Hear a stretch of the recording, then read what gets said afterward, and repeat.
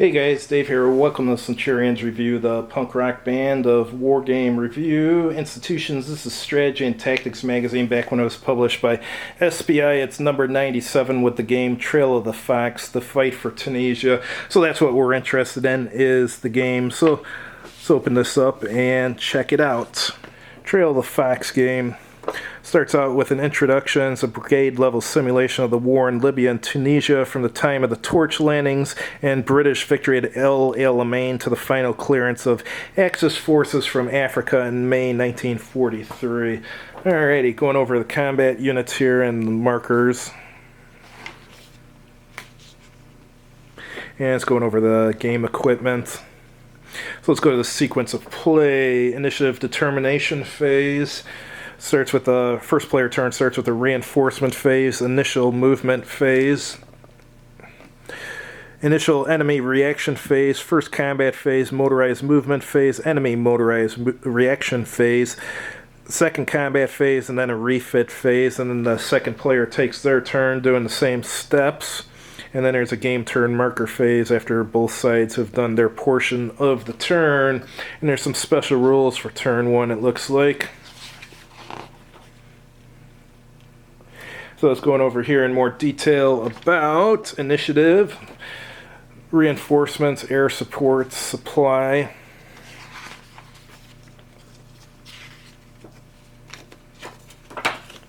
And going over the movement rules now. Well, it's got overrun rules. During a friendly movement phase, friendly units that outnumber an opposing enemy units stacked by 10 to 1 or more can illuminate them during movement. That's cool. It's very rare that you see auto kill things in rule sets, but the few times that they're used, which is almost never, I've only seen a few occasions, they're actually pretty nifty. They need well, I won't tell you about it because there's an overrun, or not an overrun rule, but an auto kill rule I'm going to use in an ancient rule set that I'm making my own, but we'll go over that in a year or two when I'm done with the game. Alright, reaction, stacking, zones of control, combat,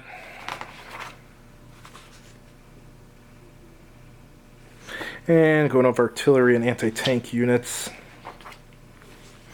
Refitting units, fortifications, Axis command rule. Alright, here's the scenario. There's a Trail of the Fox scenario and an African campaign scenario. And here it's going over victory conditions.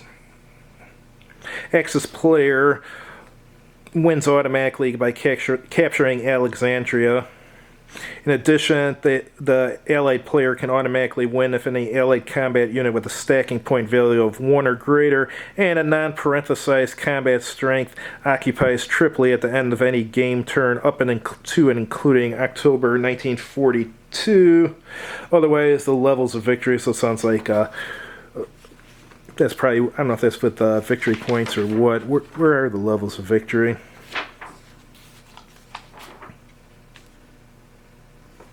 It's probably scenario specific, I would assume.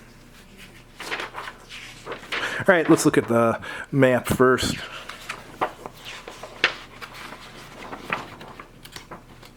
Pretty big map.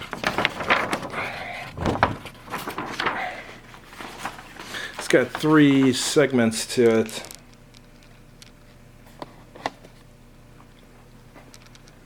Alright, it's got the Allied reinforcement schedule and the Axis reinforcement schedule there, weather effects chart, Axis convoy arrival table, and terrain effects chart. And then a map of Tunisia here with a terrain effects key down here, there. And French initial reaction chart and a refit chart there. There's El Gallia. And here's Libya here, and that's got the sequence of play written on it.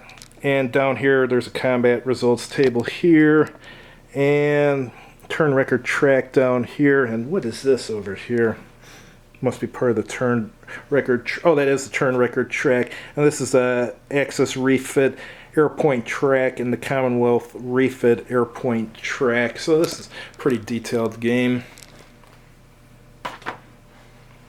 Alright, the counters look exactly as I would figure from a magazine game back then. Just standard NATO military symbols for the most part, other than the supply units or trucks or whatever those are. They get pictures of trucks, but yeah, I didn't expect any more from a magazine game of that era as far as what the counters would look like. They're functional, so thanks for watching, and if you guys have tried this game, please let us know about it. Let us know your experiences with it and so forth, and have a good evening.